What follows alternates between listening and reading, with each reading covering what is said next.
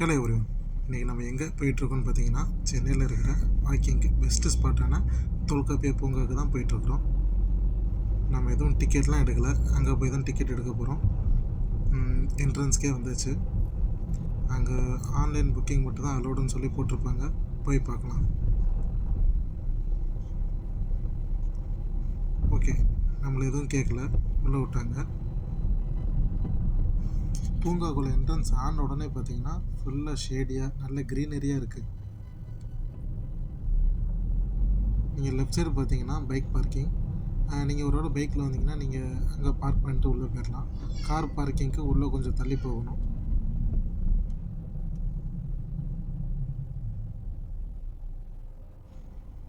சரி, நம்ம காரை இங்கே பார்க் பண்ணிடலாம்.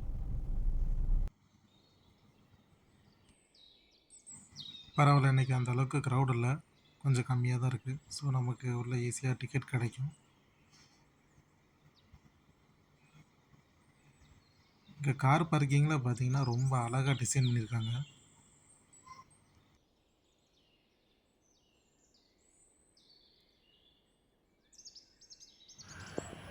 அந்த வீடு மாதிரி இருக்குது, நான் கூட வேறு ஏதோ நினச்சிக்கிட்டேன். ஆக்சுவலாக அது ஒரு வாட்டர் டேங்க் தான். ஆக்சுவலாக இங்கே தான் டிக்கெட் கவுண்டர். பார்ப்போம் இன்றைக்கி டிக்கெட் கிடைக்குதா இல்லையான்னு. ஒரு வழியாக நம்ம டிக்கெட் வாங்கிட்டு உள்ளே வந்தாச்சு. இங்கே பெர் டே ரொம்ப லிமிட்டாக தான் அலோவ் பண்ணுவாங்க.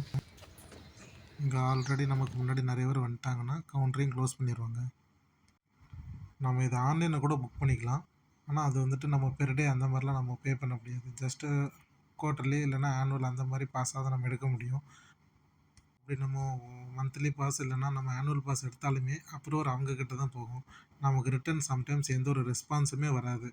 ஸோ பெஸ்ட் ஆப்ஷன் என்னென்னா, நீங்கள் என்றைக்கெல்லாம் வரீங்களோ அன்றைக்கி வந்து நீங்கள் ஜஸ்ட்டு 20 ருபீஸ் மட்டும் பே பண்ணி அப்பப்போ டிக்கெட் எடுத்துக்கோங்க.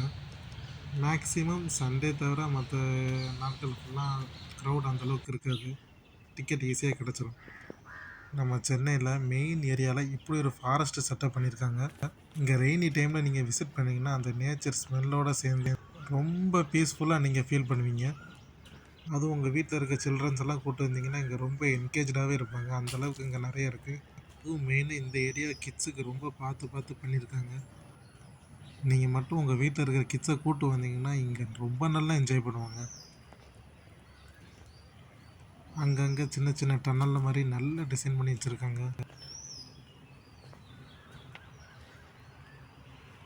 அதே மாதிரி பார்த்தீங்கன்னா இங்கே வயசானவங்களுக்கும் அங்கங்கே சின்ன சின்ன குடில் மாதிரி கட்டி வச்சுருக்காங்க. அவங்களாம் இங்கே வந்தாலே ரொம்ப டயர்டாயிடுவாங்க. அவங்களுக்காண்டியே ஸ்பெஷலாக இங்கே நல்லா உட்காந்து நல்லா ரெஸ்ட் எடுக்கிற மாதிரி சூப்பராக கட்டி வச்சுருக்காங்க, சின்ன சின்ன குடில் மாதிரி. நம்ம சின்ன வயசில் இப்படிலாம் ஒரு இடம் இருந்துருந்துச்சுன்னா நல்லா என்ஜாய் பண்ணியிருப்போம். ஆனால் நம்ம சின்ன பிள்ளை இருக்கும்போது ஒரு ஸ்லைடையும் ஒரு ஸ்விங்கையும் காமிச்சு ஏமாற்றிட்டாங்க.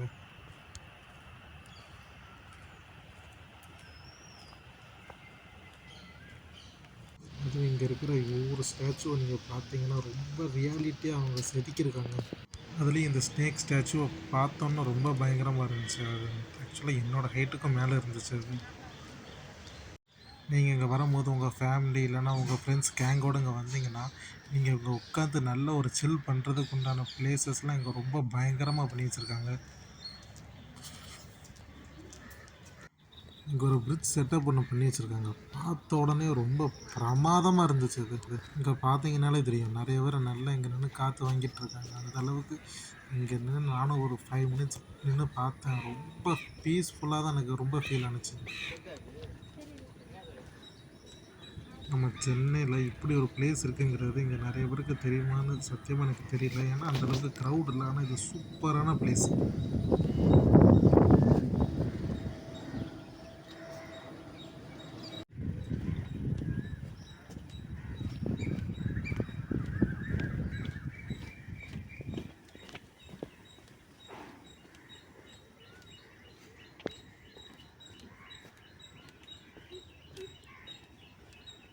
இங்கே ஆக்சுவலாக ஒவ்வொன்றும் ஒரு ஃபாரஸ்ட் செட்டப்பில் தான் அப்படியே பண்ணி வச்சுருக்காங்க. எல்லா இடத்துலையும் சேஃப்டி பர்பஸுக்கு சிசிடிவி அப்புறம் செக்யூரிட்டியுமே அங்கங்கே நிற்கிறாங்க. அந்தளவுக்கு ரொம்பவே ஒரு செக்யூரான பிளேஸ் இது.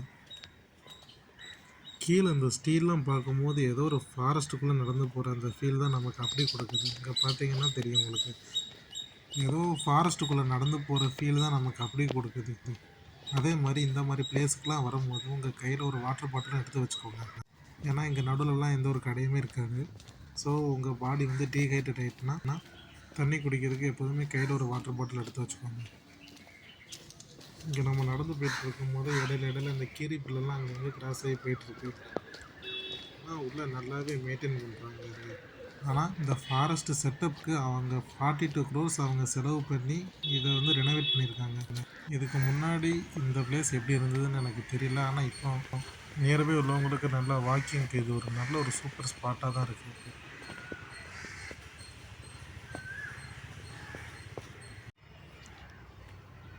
இந்த செட்டப்லாம் பார்க்கும்போது ஏதோ ரிசர்வ் ஃபாரஸ்ட்டில் போகிற மாதிரியே நமக்கு ஒரு ஃபீல் கொடுக்குது. நான் இதுக்கு முன்னாடிலாம் போயிருக்கிறேன். அந்த ரிசர்வ் ஃபாரஸ்ட்லலாம் இப்படி தான் இருக்கும். உள்ளே நம்ம காட்டுக்குள்ளே நடந்து போகும்போது இந்த மாதிரி ஊடையில் கம்பி இந்த மாதிரிலாம் நம்ம இடையில அந்த ஆறுலாம் போகும். ஸோ அதுக்கு நடுவில் இந்த மாதிரி பிரிட்ஜெலாம் போட்டு இப்படி தான் வச்சுருப்பாங்க.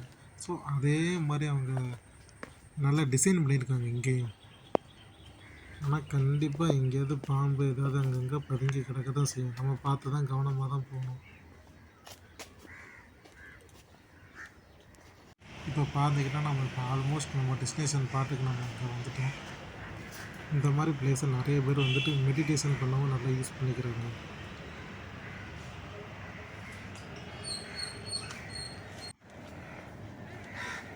நம்ம ஆல்மோஸ்ட்டு டெஸ்டினேஷன் பாட்டுக்கு வந்துட்டோம். இங்கே வந்துட்டு ஒரு பில்டிங் கட்டி வச்சுருக்காங்க. நம்ம மேலே போய் பார்க்கலாம். நிறைய பேர் போகிறாங்க.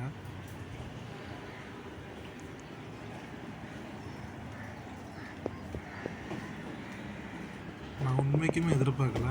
நல்லா க்ளீனாக வச்சுருக்காங்க. இந்த அளவுக்கு க்ளீனாக இருக்குன்னு உண்மைக்குமே நான் வந்துட்டு இங்கே வரதுக்கு முன்னாடி எதிர்பார்க்கல. ஏன்னா அது ஒரு ஃபாரஸ்ட் ஏரியாவுக்குள்ளே இருக்குது. அதுவும் அங்கங்கே ட்ரீ ஒரு லீஃப் கூட கீழே இல்லை. அந்த அளவுக்கு நல்லா க்ளீன் பண்ணி வச்சுருக்காங்க.